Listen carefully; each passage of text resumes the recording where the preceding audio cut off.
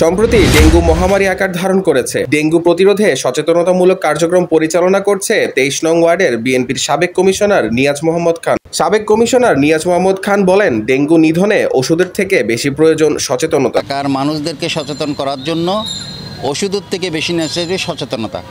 যদি আমরা সচেতন থাকি, এলাকায় ঘর বাড়ি পরিষ্কার রাখি এবং ঠিকমতো আমরা যদি পরিষ্কার পরিচ্ছন্ন করি, তাহলে ডেঙ্গুর প্রভাবিত থেকে আমরা মুক্তি পাব।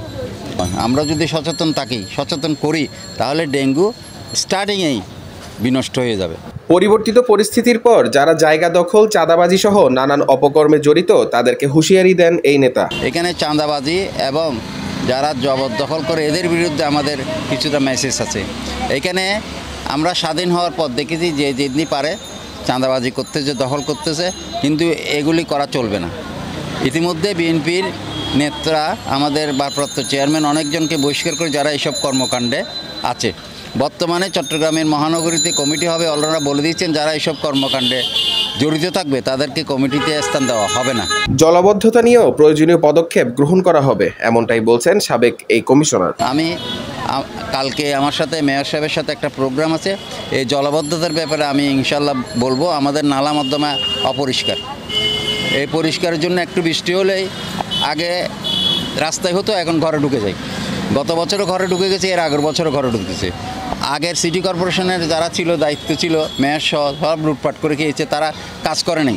সচেতনতার পর আর কি কার্যক্রম পরিচালিত হবে এই প্রশ্নের জবাবে তিনি বলেন, সচেতনার পর আমাদের আরেকটা পদক্ষেপ আছে। আমরা এই মশা মারার মেশিন কিনব, আমাদের উদ্যোগ। অলরেডি ওনাকে আমি মেয়র সাহেবকে বলেছি, আমরা মেশিন কিনব, ওষুধও কিনবো। আমার থেকে ওয়ার্ড অফিস থেকে 2টা লোক দিবেন, ওই লোকগুলি দিয়ে মারাবো। ঠিক আছে, আমি লোক দিব, অ্যারেঞ্জমেন্ট করো। আমি ইনশাল্লাহ 2টা মেশিন কিনবো। কিনে এই প্রোগ্রাম শেষ হলে আমরা এই বিভিন্ন এলাকায় আমাদের সিটি কর্পোরেশন তো করবে, আমরাও করব। ময়লা নিষ্কাশন আরও জোরালোভাবে করা প্রয়োজন কিনা সাংবাদিকের এই প্রশ্নে তিনি বলেন, অবশ্যই ময়লা নিষ্কাশনটা জোরালোভাবে করানো প্রয়োজন। এখন ময়লার ব্যাপারে সিটি কর্পোরেশন যখন স্বাধীন হওয়ার পর একটা হিবিজিবি হয়ে গেছে। মেয়র নেই, কমিশনার নেই, কিছু নেই।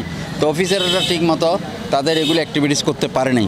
এখন যখন আমাদের শাহাদাত সাহেব আছেন জনগণের মেয়র, উনি বিভিন্ন ওয়ার্ডে গিয়ে সমস্যাগুলি দেখছে, নিজের স্বচক্ষে দেখছে, আরেকজনে দেখছে। ফাহাদ ইবনে মাহমুদ, চট্টলার খবর, চট্টগ্রাম।